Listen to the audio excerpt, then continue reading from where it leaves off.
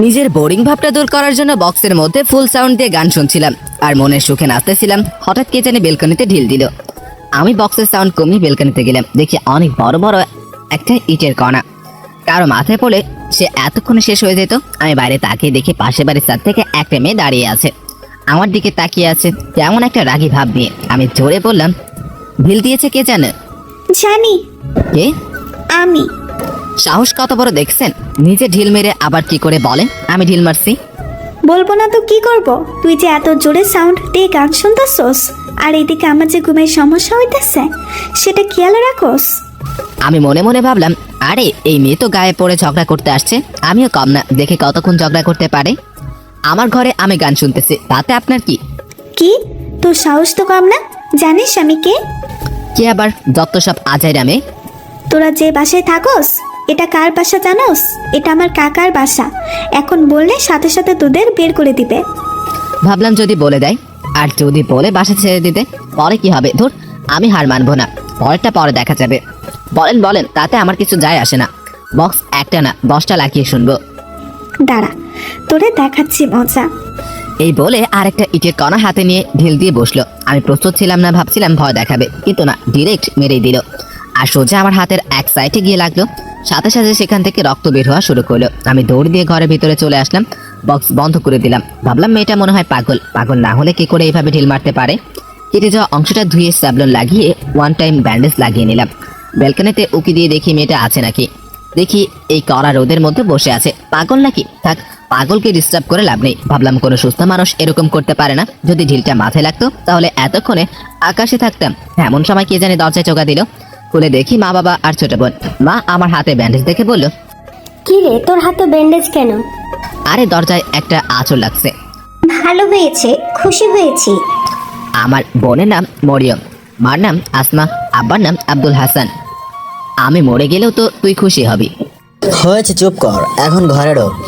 দরজা খুলে আমার ঘরে চলে আসলাম, এসে শুয়ে রইলাম। আসলে আমরা এই বাড়িতে নতুন উঠেছি। আমাদের আসল বাড়ি নরসিংদী, আমি হয়েছি ঢাকায়। ছোটবেলা থেকেই ঢাকায়, কিন্তু সমস্যা হলো কোনো বাসা এরা এলাকায় স্থানীয়ভাবে হলো না। আমার এই 22 বছরে মনে হয় 10 বার বাসা চেঞ্জ করছে আব্বাই, এই 12 তাই হয়েছে। আমার আব্বা একজন উকিল, সে অনুযায়ী সবাই সম্মান করে। গত 2 দিন আগে এই বাসায় উঠেছি আমরা। আজকে সকালে নতুন বাসার কিছু কেনাকাটার জন্য তারা বাজারে গিয়েছিল। সকাল থেকে একা একা একটু গান শুনছিলাম। তারপর এই কাহিনী, বেলকানি থেকে উকি দিয়ে দেখি মেয়েটা নাই। মেয়েটা মনে হলো আমার থেকে বড়। মরিয়ম এসে দরজায় টোকা দিল, বলল, ভাই মা ডাকতেছে, খেয়ে যাইতি। তুই যা, আমি আসতেছি। খেয়ে দিয়ে দিলাম এক ঘুম। ঘুম থেকে উঠে বিকালে বের হলাম। একটা সিগারেট না খাইলে হবে না। এলাকার এক সিপার চায়ের দোকানে গিয়ে বসলাম। একটা চা আর একটা বেনসন খাইলাম। শরীরটা চাঙ্গা হয়ে গেল। সন্ধ্যায় বাসায় এসে পড়তে বসলাম। পরদিন সকালে কলেজে যাওয়ার জন্য বের হলাম। রিক্সার জন্য দাঁড়িয়ে রইলাম বাসার নিচে। পাশের বাসা থেকে একটা মেয়ে বের হলো। আমি আর চোখে তাকিয়ে অবাক হয়ে গেলাম। আরে এ তো ওই মেয়েটা। আমি না দেখার ভান করে দাঁড়িয়ে রইলাম। কে জানে আমাকে ডাক দিল। মনে হলো মেয়েটা মনে হয় গতকালকের ঘটনার জন্য মাপ চাইবে।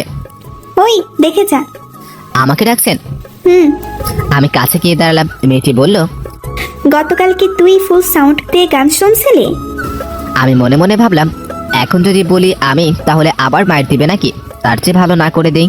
না, আমার তো মোবাইল নাই, গান তো দূরের কথা।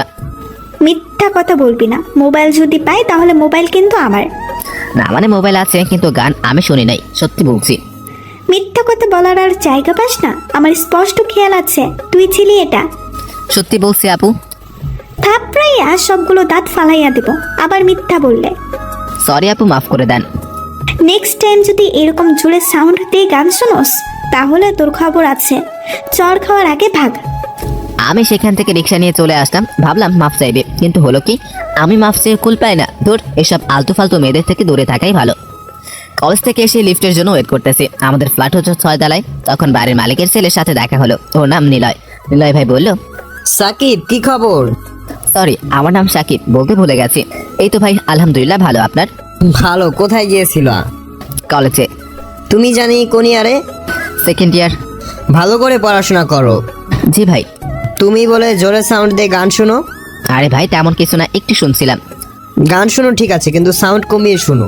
পাশের বাড়ি থেকে কমপ্লেন দিয়েছে আমার কাছে। ওকে ভাই। ওকে, যাও তাহলে। আমি রুমে চলে আসলাম। ভাবলাম কি আজব মেরে বাবা, নিজে কতক্ষণ বকলই।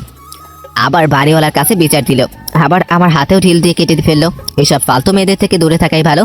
আমি পাশের বাড়ির সাথে তাকিয়ে অবাক হয়ে গেলাম। দেখি ওই মেয়েটা মনে সুখে সিগারেট টানতেছে। আমি মোবাইল দিয়ে ছবি তুলে নিলাম। ভাবলাম পরে ব্ল্যাকমেল করে কোনো মায়ের জায়গা থেকে বাঁচা যাবে। আমি বেলকানে গিয়ে কানে হেডফোন লাগিয়ে গান শুনতে লাগলাম আর মেয়েটাকে দেখতে লাগলাম কি করে মেয়েটা আমাকে দেখে সিগারেট খাওয়া বন্ধ করে ফেলে। আমাকে লক্ষ্য করে বলল, কি রে, তুই সারাদিন বেলকনিতে কি করস? আমি কান থেকে হেডফোন খুলে বললাম, সারাদিন বেলকানিতে মানে মাত্রই তো আসলাম, আর আমাদের বেলকানিতে আমি আসবো না। না, তুই আসবি না। আমি আসবো না, ভাড়া দিয়ে থাকি না।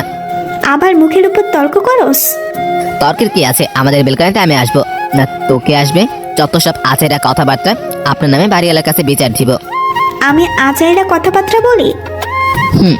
তোর সাহস দেখে আমি অবাক হয়ে যাচ্ছি। তোরে যদি আমি এই বাসা থেকে বের না করি তাহলে আমার নাম সুবর্ণা না। তাহলে মেয়েটির নাম সুবর্ণা। যাই হোক, নামটা পছন্দ হয়েছে। আপনি বালটা ফালাইবেন। আমি বকা দিয়ে সাথে সাথে মুখে হাত দিয়ে বসলাম। কি বললি তুই? কিছু না, বলছে আপনার নামটা অনেক কিউট। ফাজলামি করস? তুই ভুলে যাস না আমি তোর থেকে বড়। জানি আপু। যা ভিতরে যা, বেলকনিতে যাতে না দেখি। ওকে আপু। এই বলে আমি ভিতরে চলে আসলাম। আসলে ওদের বাড়িটা 5 তলা, কিন্তু আমরা থাকি 6 তলা, যার কারণে ওদের ছাদ আমার বেলকানির সমান সমান হয়। আমি বিকাল বের হলাম, একটা চিপা বিচারাইতেছি যেখানে শান্তি মতো সিগারেট খাওয়া যাবে। অবশেষে মনে হলো পাইছি। আমি সোজা চিপায় ঢুকে গেলাম। গিয়ে যে দেখলাম সেটা দেখার জন্য আমি মোটেও প্রস্তুত ছিলাম না। দেখি সুবর্ণা আর কয়েকটা মেয়ে বসে আছে, তারা মনে সুখে সিগারেট টানতেছে। আমাকে দেখে অবাক হয়েছে, সাথে সাথে সিগারেট খাওয়া বন্ধ করে ফেলে বলল, কি রে, তুই এখানে কি করস? তেমন কিছু না আপু, এলাকাটা একটু ঘুরে দেখছিলাম। এলাকা ঘুরবি ভালো কথা, কিন্তু তুই এই চিপাই কেন? আমি ভাবছিলাম এখানে দিয়ে কোনো রাস্তা আছে। আমার তো বিশ্বাস হয় না। এই সাদিয়া, ওরে চেক কর তো। সাদিয়া চেক করে আমার কাছ থেকে একটা বেনসন পেল। বেনসনটা নিয়ে সুবর্ণার কাছে দিল। সুবর্ণা বলল, আমিও ভাবছিলাম তুই কি করে এত সাধু হতে পারস। আসলে আপু এটা আমার না, ওই সামনে আমার এক বন্ধুর জন্য কিনছিলাম। চুপ, একদম চুপ। এত মিথ্যা কথা তুই কোত্থেকে বলস? সরি আপু।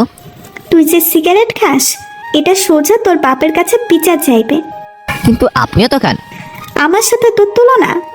হুম। এখন বিচার দিব না, কিন্তু একটা শর্ত আছে। কি? আমাদের দুজনকে তোরে খাওয়াতে হবে। আমি এই ফাঁকে ওই দিন যে সাদে দাঁড়িয়ে সিগারেট টানছিল ওই ছবিটা সুবর্ণাকে দেখাইলাম। সুবর্ণা দেখে কতক্ষণ হাসলো, তারপর নিজের ফেসবুক প্রোফাইলের ছবিগুলো দেখাইলো। দেখে আমি পুরো অবাক। দেখি সুবর্ণা ওপেনলি সিগারেট মুখে নিয়ে ছবি তুলে ফেসবুকে পোস্ট দিয়েছে। তারপর একটা দুইটা না অনেকগুলো। আমার মুখের অবস্থা দেখে সুবর্ণা বলল, এখন যাবি নাকি তোর বাপের কাছে যাব? যাইতেছে আপু। আমি দোকান থেকে তাদের জন্য আইসক্রিম নিয়ে গেলাম। আইসক্রিম পেয়ে ওদের আনন্দ আর দেখে এতক্ষণও আমার ওই ব্যঞ্জনটা ওরা সাবার করে ফেলছে। আমি বললাম, আপু আমি তাহলে যাই। দাঁড়া, আমিও যাব। সাদিয়া, জায়গা পরে কথা হবে। রাস্তায় হাঁটতে হাঁটতে আমাকে জিজ্ঞেস করলো, কিরে, তোর নাম কি? সাকিব। কিসে পড়স? অনার্স সেকেন্ড ইয়ারে। ভালো। এতক্ষণে সে আইসক্রিম খেয়ে শেষ করলো আর বললো, শোন, এখন থেকে আমাকে প্রতিদিন একটি করে আইসক্রিম খাওয়াতে হবে, না হলে তোর বাপের কাছে বলে দেব।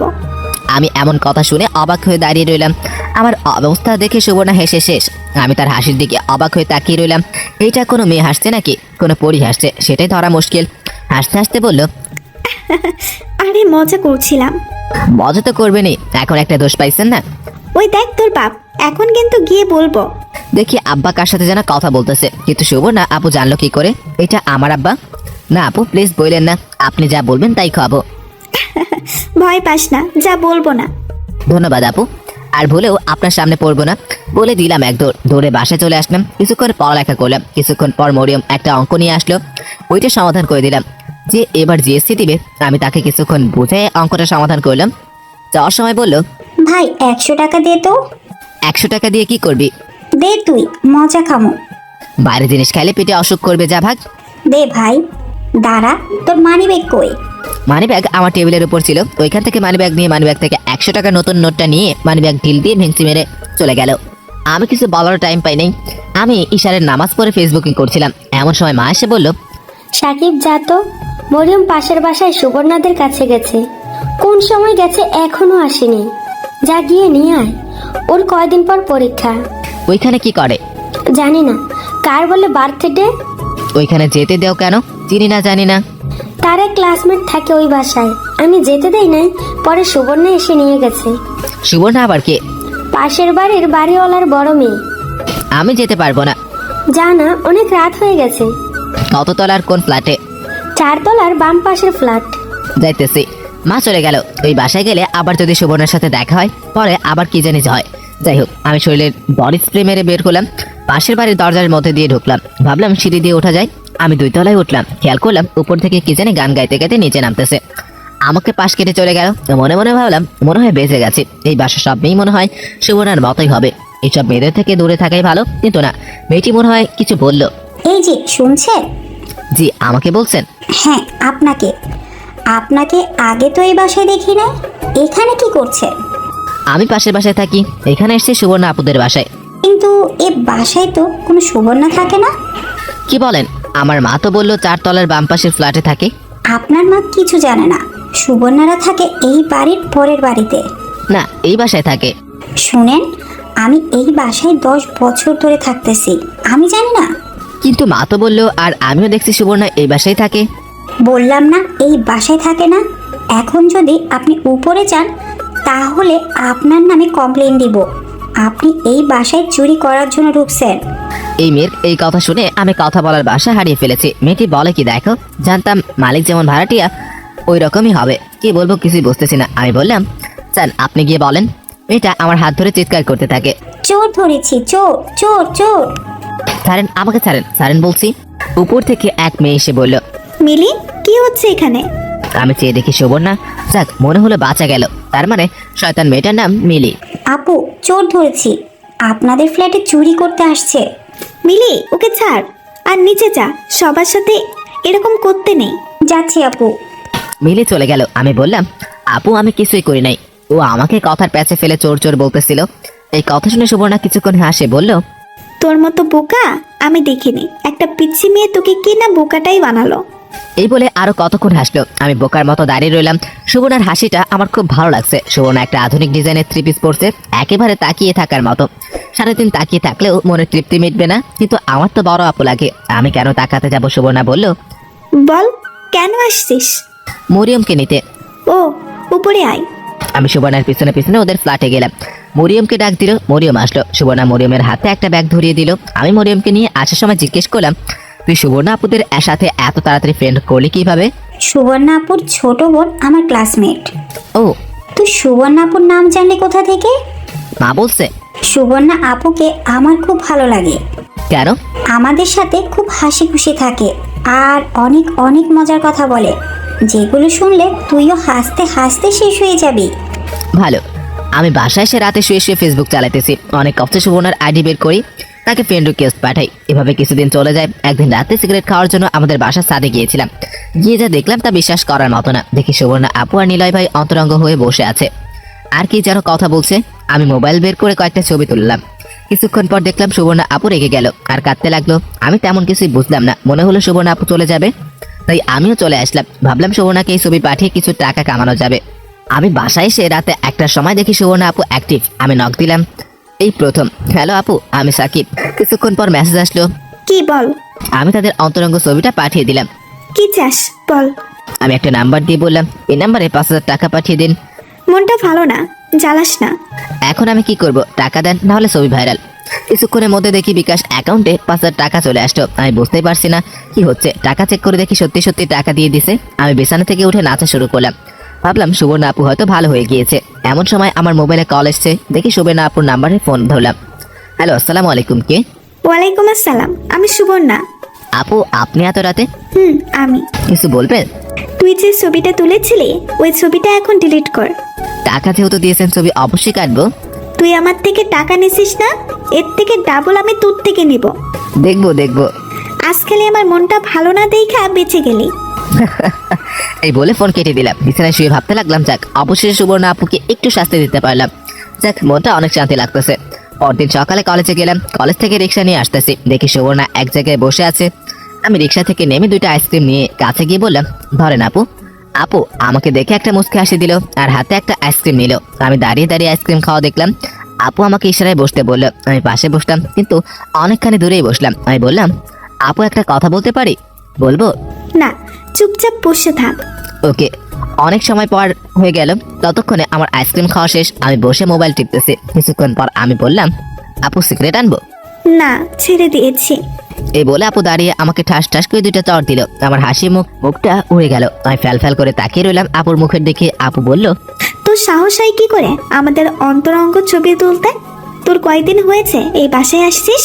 ওই দিন সিগারেট খাইলি, ওইটা ছবি তুলছিস, কিছু বলি নাই, আবার আমার কাছে টাকাও চাইস? কত বড় সাহস!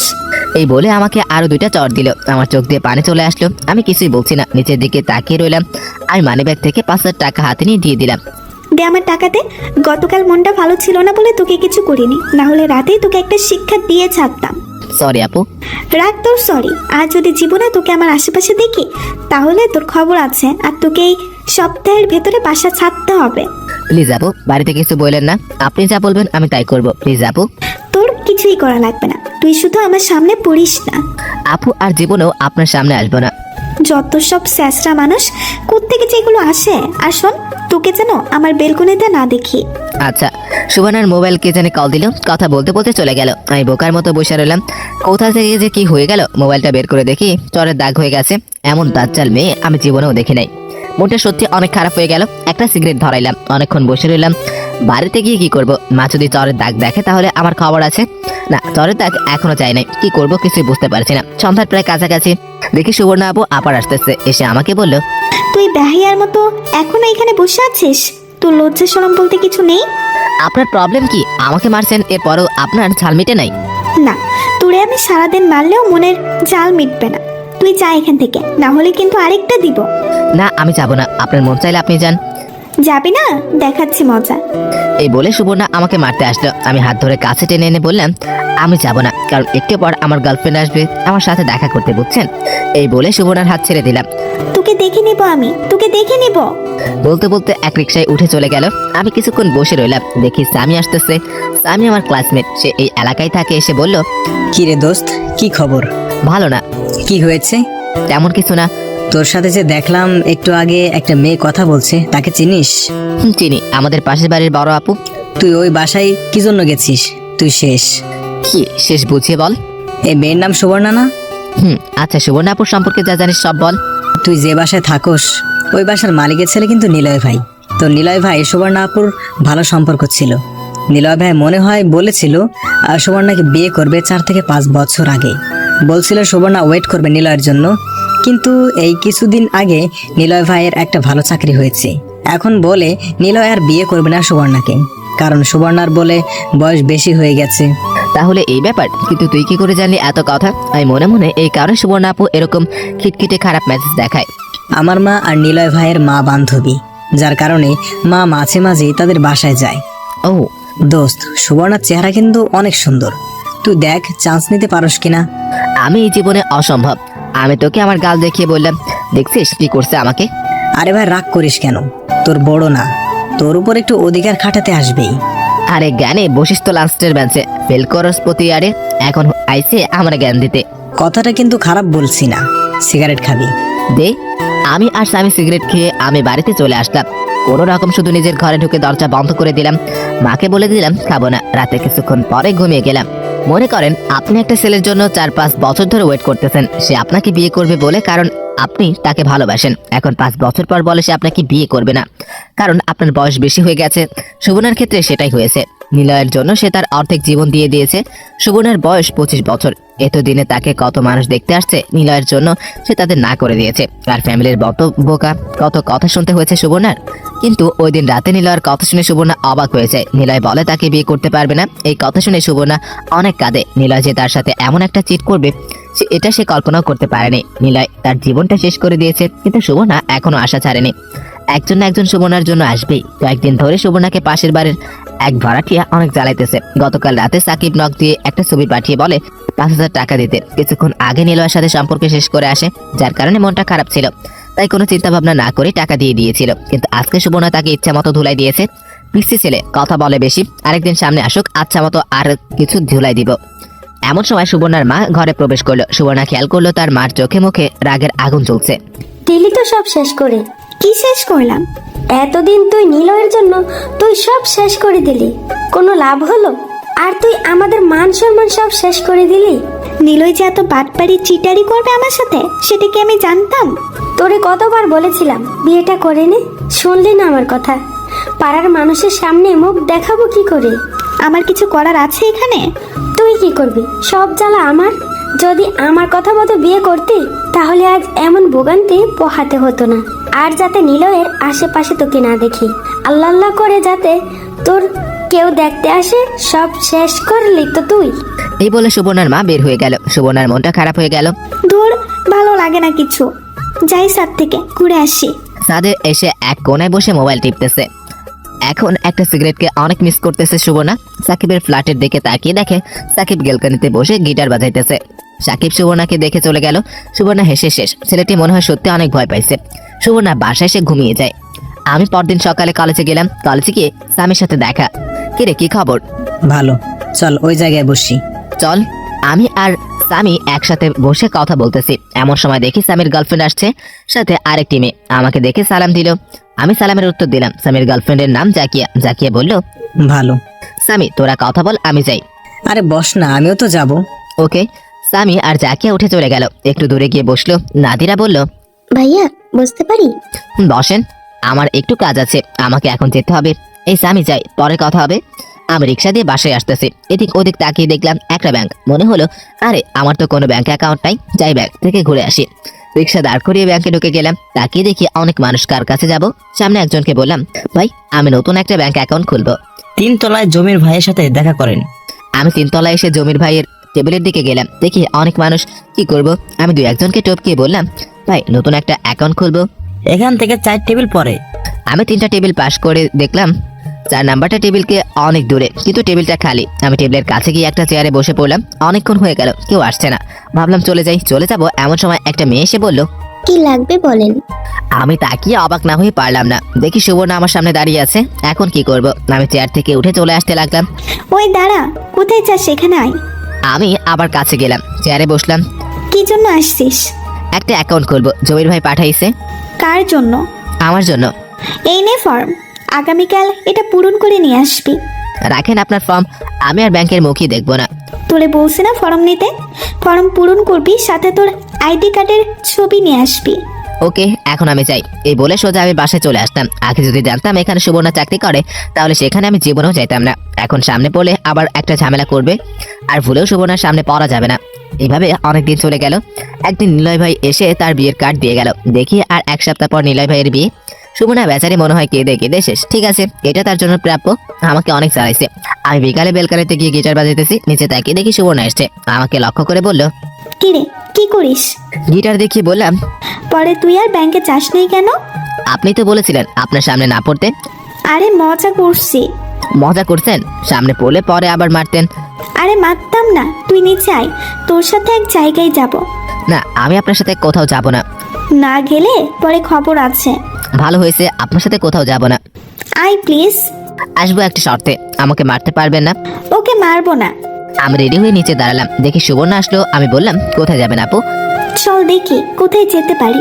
সুবর্ণা রিক্সা ডাক দিতে যাবে। আমি বললাম, আপু আমি রিক্সা দিয়ে যাব না, তো কিভাবে যাবি? হেঁটে যাব। তুই এতখানি রাস্তায় হেঁটে যাবি? আচ্ছা, রিক্সা 2টা নেন।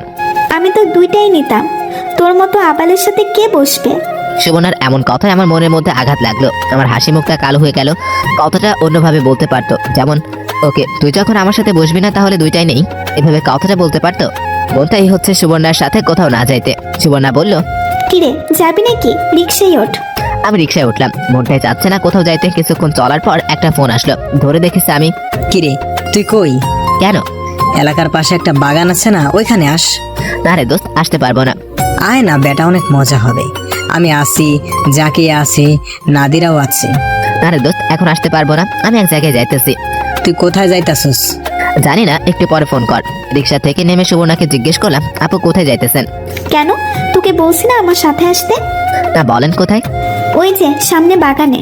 ওকে। স্বামীকে ফোন দিয়ে বলে দিলাম আমি আসতেছি। তো সেখানে চলে আসলাম। দেখি স্বামীরা এক জায়গায় বসে আড্ডা দিতেছে। আমি সুবর্ণাকে বললাম, এই যে আমার বন্ধুরা, আপনি একটু ঘোরেন, আমি তাদের সাথে কথা বলে আসি। না, ওদের কাছে পড়ে যাইস। চল এদিকটা থেকে হেঁটে আসি। প্লিজ আপু একটু দাঁড়ান, তাহলে আপনিও চলেন। না, আমি যাব না। 2 মিনিটের ভেতরে কাজ শেষ কর। ওকে। আমি সামিদের কাছে যাই। সামি বলল, আসছেন বস? না রে, সুবর্ণা আপু আসছে, কি বলবি বল। আরে ওনাকে আবার নিয়ে আসতে গেলি কেন? সে তো আমাকে এখানে নিয়ে আসলো। তাকে বল চলে যেতে। পাগল নাকি? পরে আমার খবর আছে। প্লিজ ভাইয়া থাকেন না। নাদিরা ঠিকই বলছে। না রে দোস্ত, আমি তোদের সাথে পরে দেখা করব। এই বলে আমি চলে আসলাম সুবর্ণার কাছে। সুবর্ণা বলল, চল ওই দিকটাই যাই। ওকে চলেন। আমরা দুজন হেঁটে সামনে গেলাম, দেখি আইসক্রিমের দোকান। আমি সেখান থেকে গিয়ে আইসক্রিম আনলাম, সুবর্ণাকে একটা দিলাম। সুবর্ণা বলল, চল ওইখানে গিয়ে বসি। ওকে।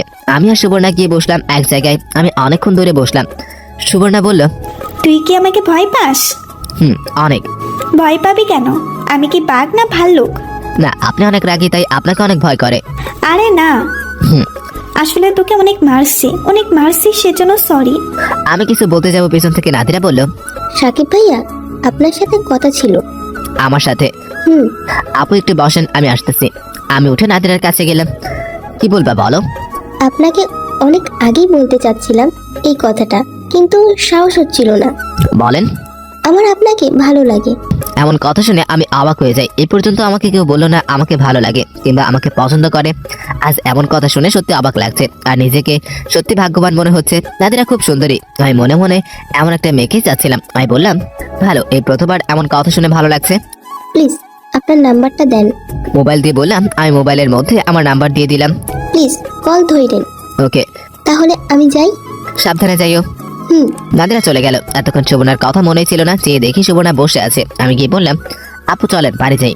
ওই মেয়েটা কি বলছে? তেমন কিছু না। বল। আসলে কি জানেন, আজ পর্যন্ত কোনো মেয়ে আমাকে লাইক করেনি। এই প্রথম কোনো মেয়ে আমাকে পছন্দ করছে। পছন্দ করছে? তোর মতো আবাল বোকারে কে পছন্দ করছে? ওই মেয়েটার কোনো রুচিই নাই। একটু বেশি বলে ফেলছেন না? আসলে তুই যেমন আবাল, তোর কপালে এমন আবালই জুটবে। দে তোর মোবাইলটা দে। ধুর, আপনার সাথে আর কথাই বলবো না, আমি যাই। সুবর্ণা বসা থেকে উঠে বলল, আর এদিকে সন্ধ্যা হয়ে গেছে। দাঁড়া, আমিও যাব। না, আমি আপনার সাথে যাব না। ওকে, তুই যাস না, কিন্তু তোর মোবাইলটা দিয়ে যা। আমি কেন আপনাকে আমার মোবাইল দিতে যাব? আর আজকে রাতের জন্য, তার বদলে তুই আমার মোবাইলটা নিয়ে যা। জীবনেও না। পরে একটা পেছে ফেলে আবার আমাকে মারবেন, আমি নাই। আরে না, সত্যি বলছি। আমার মোবাইল নিয়ে আপনি কি করবেন? তেমন কিছু না, শুধু তোর পিচ্ছি গার্লফ্রেন্ডের সাথে কথা বলবো। পরে একদিন ওকে নিয়ে আসলে ইচ্ছে মতো কথা বললেন। আমি এত কিছু জানি না, তোর মোবাইল আমার লাগবে, আর এখন তুই দিবি। না, দিব না। ওকে, তোকে দেখে নিব। আমি গেলাম। ওই রিক্সা। আমি আশেপাশে চেয়ে দেখি আর কোনো রিক্সা নেই। রিক্সা ধরতে গেলে প্রায় অনেকটা পথ হেঁটে যেতে হবে। আমি ভাবলাম গেলে যাবো হেঁটে, প্রবলেম কি? সুবর্ণা বলল, কি রে, রিক্সা তো একটাই, তুই যাবি কি করে? আপনি যান, আমি আসবো না। আমার টেনশন আপনাকে করতে হবে না। কেন? আমার সাথে আয়। মরেও গেলে না।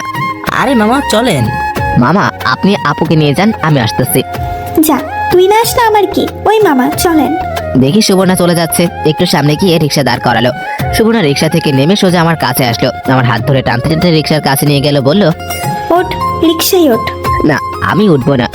মায়ের খাওয়ার আগে ওঠ। আমি ভাবলাম নিশ্চয়ই না উঠলে চড় মেরে বসবে, তার চেয়ে ভালো উঠে যাই। আমি রিক্সায় উঠে পড়লাম। সুবর্ণা আমার পাশে উঠে পড়লো। একজন শরীর আরেকজনের সাথে ধাক্কা লাগছে।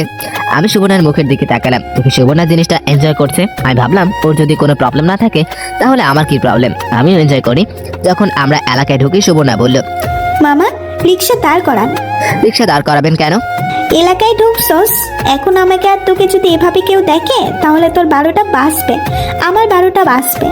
কি 12টা বাজবে? ইস নেকা, যেন কিছু বোঝে না। নাম রিক্সা থেকে, আরেক রিক্সা নিয়ে আয়। আমি নেমে আরেকটা রিক্সা নিয়ে বাড়িতে আসলাম। এসে পড়তে বসলাম। সামনে পরীক্ষায় সব রেজাল্ট খুব ভালো হয় না, মোটামুটি হয়। আর অপেক্ষা করতে লাগলাম কোন সময় নাদিরা ফোন দেয়। সুবর্ণার সাথে আজকে একসাথে এক রিক্সায় বসলাম। এখানে আমার কোনো দোষ ছিল না। বিপদে পড়ে এমন হয়েছে, আমার তেমন কোনো ইচ্ছা ছিল না। আমি পড়তে মন দিলাম। কে জানি দরজায় কলিং বেল দিল। মা গিয়ে দরজা খুললো। সুবর্ণার মনটা একটুও ভালো না। আর কয়েকদিন পর নিলয়ের বিয়ে হওয়ার কথা ছিল সুবর্ণার সাথে। ওই বিয়ে হচ্ছে আরেকজনের সাথে। এমন কথা ভাবতেই ভিতরটা কেঁপে ওঠে সুবর্ণার। ওই দিন রাতে সুবর্ণার মা ঘরে আসে। সুবর্ণ মা এসে বলে, কি রে, এখন কি করবি? নিলয় তো বিয়ে করে ফেলতেছে। আমি করব কি? তোর বাবাকে রাস্তায় মানুষ জিজ্ঞেস করে তোর বিয়ের কথা। সব দোষ নিলয়ের। সব দোষ তোর আর তোর বাবার। তুই যদি আমার কথা মতো বিয়ে করতি তাহলে এমন হতো না। মেয়ের সাথে সাথে বাপেও তাল মিলাইছে, এখন বুঝো। এমন সময় আব্বা ঘরে ঢুকে মাকে বলে চলে যেতে। কি রে, তোর জন্য ছেলে দেখতাছি, তোর কি পছন্দের কেউ আছে?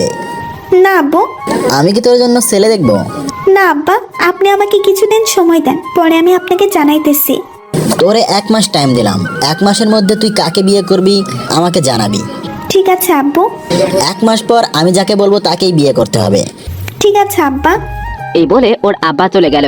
এখন সুবর্ণা পাগলের মতো ছুটতেছে, কিন্তু কাউকে পায় না। একটা সময় ছিল সুবর্ণার জন্য কত ছেলে পাগল ছিল। নিলয়ের মুখের দিকে তাকিয়ে সবাইকে ইগনোর করেছে।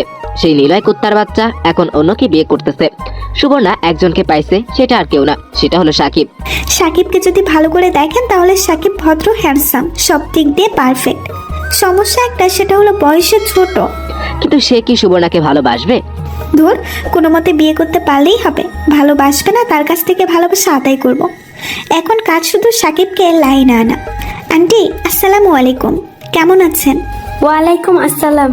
তুমি যেন কে মনে পড়ছে, তুমি সুবর্ণা? জি আন্টি, আমি সুবর্ণা। ভিতরে এসো মা।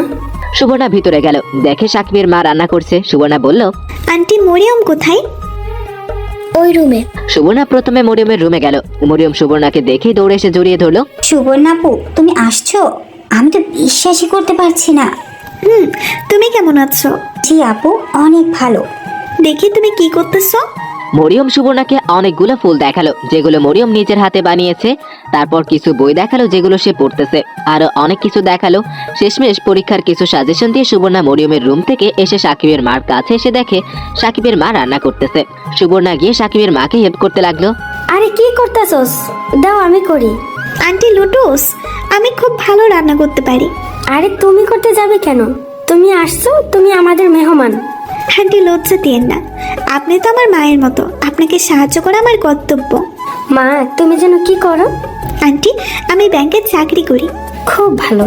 আর আমার ফোলা সারাদিন ঘুরে খায় আর পরীক্ষায় ফেল করে। সাকিবের কথা বলেন, ও তো খুব ভদ্র, আমার সাথে খুব ভালো ব্যবহার করে। যাও, এই নুডলসটুকু সাকিবকে দিয়ে আসো। আর এটা মরিয়মকে। আন্টি আঙ্কেল বাসায় নাই? না, এখনো আসেনি। ও ওকে, দিন আমাকে দিন। আমি ভাবতেছি কে আসলো, কণ্ঠ চেনা চেনা লাগতেছে। ধুর, সেসব দেখে লাভ নাই, আমার পড়া আমি পড়ি। একটু পর কে জানি দরজায় টোকা দিল। আমি বললাম, ভিতরে আসেন। ভিতরে দেখি সুবর্ণা প্রবেশ করলো। সুবর্ণাকে দেখে আমি অবাক হয়ে বললাম, আপনি এখানে? চুপ, এই নে লুডুস খা। খাবো না। আমি দিচ্ছি না, তোর মা দিচ্ছে। আপনি আমাদের বাসায় কি করতেছেন? এসেছি তোর মায়ের সাথে কথা বলতে। আম্মুর সাথে কি কথা বলবেন? বলবো তুই আজকে একটা মেয়ের থেকে প্রপোজ পাইছস এবং তোর নাম্বার নিয়েছে, তোর আজকে রাতে কথা বলবি। আর বানিয়ে বলবো তুই মেয়েকে কিস করছস, তোর একসাথে অনেক জায়গায় যাওয়ার প্ল্যান করছস। এমন কথা শুনে আমি অবাক। সুবর্ণা বলে কি? আপনি কি চান? তোর মোবাইল। আমি হেসে বললাম, এটা আমাকে আগে বললেই হতো না? এজন্য এসব মাকে বলতে যাবেন কেন? তোর মোবাইল রেডি কর, আমি যাওয়ার সময় নিয়ে যাব। কিন্তু আপনিও তো বলেছিলেন আপনার মোবাইলটা আমাকে দিবেন। এই না ধর, লক 2580। হুম, লুডুস খা। ওকে। এই বলে সুবর্ণা চলে গেল। কিন্তু আমার ভিতর থেকে ভয় যাচ্ছে না। যদি বলে দেয় সুবর্ণা মাকে, তাহলে আব্বার কানে গেলে আমাকে বাড়ি থেকে বের করে দিবে। এমনিতেই পরীক্ষার রেজাল্ট ভালো না, আবার যদি শুনে আমি এইগুলা করি। আমি আরই পেতে শুনতে লাগলাম সুবর্ণা মাকে কি বলে। দেখি সুবর্ণা আর মা একসাথে বসছে নুডলস খাওয়ার জন্য। মা সুবর্ণাকে বলল, শুনছিলাম নিলয়ের সাথে তোমার বিবাহ হওয়ার কথা ছিল, কিন্তু নিলয়ের বিয়ের কার্ডে দেখলাম অন্য কেউ। এই কথা শুনে সুবর্ণা ফুপিয়ে ফুপিয়ে কেঁদে উঠলো। আর কেঁদে কেঁদে বলতে লাগলো, আন্টি আমি কি ভুল করেছিলাম? নিলয় আমার সাথে কি করে এমনটা করতে পারলো? আরে কেঁদো না, কেঁদো না। এই বলে মা সুবর্ণাকে জড়িয়ে ধরে সান্ত্বনা দিতে লাগলো। আন্টি আমি কি দোষ করেছিলাম? সুবর্ণা কেঁদেই চলল। সুবর্ণার চোখ বেয়ে পানি পড়তে লাগলো। সুবর্ণার কষ্ট দেখে আমার অনেক খারাপ লাগলো। আসলে সুবর্ণা অনেক কষ্টে আছে। আর 4 দিন পর নিলয় ভাইয়ের বিয়ে। সেই দিন সুবর্ণা কি করবে যদি কোনো অঘটন ঘটিয়ে ফেলে? জানি মা, তোমার কোনো দোষ নেই। আসলে নিলয় তোমাকে বুঝতে পারেনি। মার সান্ত্বনা দেওয়াতে সুবর্ণা কান্না থামালো। এমন সময় দরজার কলিং বেল দিল। মা গিয়ে দরজা খুললো, দেখি আব্বু আসছে। আব্বুকে দেখে সুবর্ণা মাথায় কাপড় দিল আর সালাম দিল। আব্বু বলল, তুমি যেন কে? ও পাশের বাসার সুবর্ণা। তুমি কেমন আছো? জি আঙ্কেল, ভালো। খাওয়া দাওয়া করছো? জি আঙ্কেল। কি খাওয়া দাওয়া করছো? আমাদের সাথে ডিনার করে যাবে। জি না আঙ্কেল, আমি খেয়েছি। সাকিবের মা ডিনার রেডি করো, তুমি খেয়ে যাবে। মা তুমি এসো আমাদের সাথে। সুবর্ণা আম্মুর সাথে রান্নাঘরে চলে গেল। ওইখান থেকে কথা তেমন আসে না। এরপরে শোনা যাচ্ছে সুবর্ণা বলতেছে, দেন আন্টি, আমি করি। তুমি করতে যাবে কেন? তুমি গিয়ে সাকিবের পড়াতে একটু সাহায্য করো। দেন আন্টি, আমি এটা করে যাই। আমি ভাবলাম সুবর্ণা তাহলে আমার রুমে আসবে। আমি সুবর্ণার মোবাইল টিপতে লাগলাম। ওড়াধুরা কতক্ষণ ছবি তুললাম। সুবর্ণার মোবাইল আমার থেকে অনেক ভালো আর দামি। এমন সময় সুবর্ণা ঘরে প্রবেশ করলো, বলল, কিরে, পড়ালেখা কেমন চলছে? ভালো। ভালো না চাই? আপু, আপনার মোবাইলের সাথে আমার মোবাইল চেঞ্জ করবেন? আমার মোবাইল তোর পছন্দ হয়েছে? হুম। যা, আজ থেকে আমার মোবাইল তোর। সত্যি? হুম। আরে মজা করতেছিলাম, আমার এত লোভ নাই। তুই বলে ব্যাংক অ্যাকাউন্ট খুলবি? ইচ্ছে ছিল, কিন্তু আপনি তো আমাকে মেরেই ফেলতেন যদি আপনার সামনে পড়তাম। হ, তোরে বলছে। দে তোর ফর্মটা। ফর্মটা নিয়ে কি জানি করলো আর বললো আইডি কার্ডের ফটোকপি দিতে। ফর্মটা নিয়ে আর কলম নিয়ে মোবাইল নিয়ে মার কাছে গেল। কিছুক্ষণ পর ফিরে এসে বলল, তুই কিছুদিন পর গিয়ে ব্যাংক থেকে ক্রেডিট কার্ড নিয়ে আসবি। ওকে আপু। দেখি তুই কি পড়াশোনা করতেছিস। সুবর্ণা আমার বই নিয়ে দেখতে লাগলো। সুবর্ণা এটা সেটা জিজ্ঞেস করতে লাগলো। আমি সুবর্ণার মুখের দিকে তাকিয়ে রইলাম। আসলে সুবর্ণা অনেক সুন্দরী। কেন জানি মনে হচ্ছে সুবর্ণার মতোই একটি মেয়ে আমি খুঁজতে চাইছিলাম। ঠোঁটে হালকা লিপস্টিক, মুখে তেমন মেকআপের ছোঁয়া নেই, তেমন মোটাও না আবার তেমন চিকনও না, বলা যায় মাঝামাঝি। বয়সের তুলনায় একদম পারফেক্ট। কিন্তু সমস্যা একটা রয়ে যায়, আমার থেকে বড়। যদি ভালোবাসার কথা বলি, না জানি আমাকে খুন করে ফেলে। তার চেয়ে ভালো সেই মিষ্টি মেয়ে নাদিরার সাথে প্রেম করা। কিরে, আমার দিকে তাকিয়ে কি ভাবতেছস? না, ভাবতেছি আপনি অনেক সুন্দরী। কি বললি, আবার বল। কিছু না। সুবর্ণা বসা থেকে উঠে আমার কাছে আসলো, বলল, এবার বল। আমি আপুর কানের কাছে গিয়ে বললাম, আপু আপনি অনেক সুন্দরী। এই বলে আমি দৌড় দিয়ে বাথরুমে চলে গেলাম। কিছুক্ষণ পর বের হলাম, দেখি মা ডাকছে খাওয়ার জন্য। আমরা সবাই মিলে ডিনার করলাম, সাথে সুবর্ণাও। ডিনার শেষ করার পর আব্বা বলল সুবর্ণাকে বাসায় দিয়ে আসতে। আমি আর সুবর্ণা লিফটে উঠলাম। লিফটে উঠে সুবর্ণা বলল, আসলে আমি একটুও সুন্দরী না। যদি এতই সুন্দরী হতাম তাহলে নিলয় কেন আমার সাথে এমন করবে? কেন? তা জানি না। দে তোর মোবাইল দে।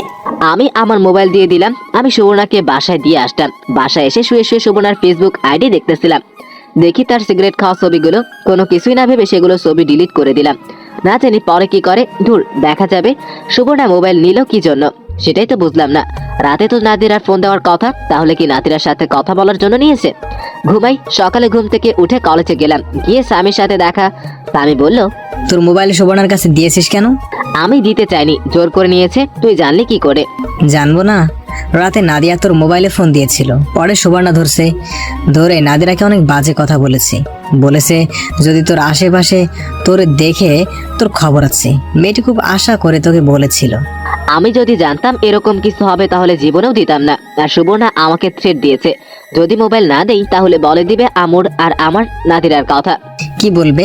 তোদের তো আগামীকাল দেখা হলো আর প্রথম কথা বললি। সুবর্ণাকে তুই চিনিস না, ও বানিয়ে বানিয়ে কত কিছু বলতো। দেখ কখন থেকে কাঁদতাছি। দেখি সত্যি সত্যি নাদিরা কাঁদতেছে। তার কাঁদা দেখে আমারও খারাপ লাগছে। এখন আমি কি বলবো? তুই গিয়ে সরি বল। ওকে সরি বলবো, কিন্তু তুই নাদিরাকে বলে দিস ও যেন আমাকে আর না কল দেয়। ওকে, বলে দিব। তুই এখন গিয়ে সরি বল। সুবর্ণা বলল, আপনি আসছেন বস? আপনি নাদিরাকে কি বলেছেন? যা বলার বলছি। দেন আমার মোবাইল দেন। নে তোর মোবাইল, আমার মোবাইল দে। আপনার বাজে ব্যবহারের কারণে আমাকে নাদিরার কাছে সরি বলতে হয়েছে। ভালো হয়েছে। আর আপনার সাথে কোনো কথা নেই, আমাদের বাসায় আর যাবেন না। তোর বাসায় যাওয়ার জন্য আমি পড়ে রয়েছি নাকি? হুম। তুই কিন্তু আমার সাথে বাজে ব্যবহার করতেছস। আপনি যেমন আপনার সাথে তেমনই ব্যবহার করব। আমি কানে কানে গিয়ে বললাম, একটু ফালতু মেয়ে। এই বলে আমি হাঁটা ধরলাম। আমি সোজা বাসায় চলে আসলাম। নিলয় ভাইয়ের বিয়ে উপলক্ষে পুরো বাড়ি সাজানো হয়েছে। নিলয় ভাই এর বিয়ে উপলক্ষে অনেক অতিথি বাড়িতে আসা যাওয়া করতেছে, কিন্তু আমার মন একটুও ভালো না। কারণ হলো সুবর্ণার জন্য মনটা কেমন একটা টান অনুভব করছে, যদিও আমার থেকে বড়। পরদিন নিলয় ভাইয়ের গায়ে হলুদ। জানি না সুবর্ণা কি করতেছে, নিশ্চয়ই ঘরে বসে কাঁদতেছে। পরদিন ভাবছিলাম সুবর্ণার সাথে দেখা হবে, কিন্তু না। রাতে বেলকানিতে বসে আছি, একটু পরে দেখি সুবর্ণা ছাদে এসে এক কোণায় বসে পড়ছে। ভাবলাম নিশ্চয়ই সুবর্ণার মনটা খারাপ। আমি ডাকনা দিয়ে ওদের পাশের ছাদে গেলাম। গিয়ে সুবর্ণার কাছে গেলাম। দেখি সুবর্ণা শাড়ি পরেছে, কিছুটা অন্ধকার কিন্তু বোঝা যাচ্ছে সবকিছু। এত সুন্দর লাগছিল সুবর্ণাকে। আমি বললাম, আপু আমি সাকিব, কেমন আছেন? ভালো না রে। কেন, মন খারাপ? আমি ভালো করে তাকিয়ে দেখি সুবর্ণার চোখে পানি। আমি গিয়ে পাশে বসলাম। নিলয় ভাই এর জন্য মন খারাপ হচ্ছে? সুবর্ণা আমার গেঞ্জির কলার ধরে বলল, চুপ। ওই হারামির নাম আমার মুখের সামনে আনবি না। ওকে। তুই আমার থেকে কত বছরের ছোট? জানি না। আমার মতে তুই আমার থেকে 3 বছরের ছোট। হয়তো। তুই তো আমার ছোট ভাই। জি আপু। আমি তোকে একটা কথা বলতে চাই। বলেন। আমার আব্বু বলছে আমাকে 1 মাসের মধ্যে বিয়ে করতে, না হলে আব্বু যার কাছে মন চায় তার কাছে বিয়ে দিয়ে দেবে। সে তো ভালো কথা, আপনার আব্বু নিশ্চয়ই কোনো খারাপ ছেলের সাথে আপনাকে বিয়ে দিবে না। তা তুই ঠিক বলছস, হুম। কিন্তু আমার কেমন জানি ভয় করছে। ভয়ের কি আছে? জানি না, আমাকে তোর কেমন লাগে? ভালো লাগে, কিন্তু কিন্তু কি, আমি দেখতে খারাপ, বয়স বেশি, বুড়ি হয়ে গেছি? তেমনটা বোঝাতে চাইনি। তো আমার ভালো লাগা আপনার কি আসবে আর যাইবে? অনেক কিছু। হুম। আর একটু কাছে এসে বস, আমার ভয় করছে। আমি কি করব বুঝতে পারছি না। চলে যাব না, এমনিতেই সুবর্ণার মনটা খারাপ। আমি কাছে গিয়ে সুবর্ণার শরীরের সাথে লেগে বসলাম। সুবর্ণার শরীর থেকে একটা মিষ্টি গন্ধ আসছে, যেটা আমার খুব ভালো লাগছে। সুবর্ণা বলল, এভাবে সবসময় আমার পাশে থাকবে। আমি কি বলবো বুঝতে পারছি না। সুবর্ণা বলে কি, আমি যদি সুবর্ণার পাল্লায় পড়ি তাহলে আমাকে কি যে করবে। এমনিতেই আমাকে যেই জ্বালান জ্বালাইছে, আবার যদি আমাকে বিয়ে করার কথা বলে তাহলে আমি শেষ। আর বললে হলো নাকি, আমার বিয়ে হতে আরো অনেক দেরি, চেষ্টা করব। সুবর্ণা আমার চোখের দিকে তাকালো, মনে হয়ে ভাবছিল আমি হ্যাঁ বলবো।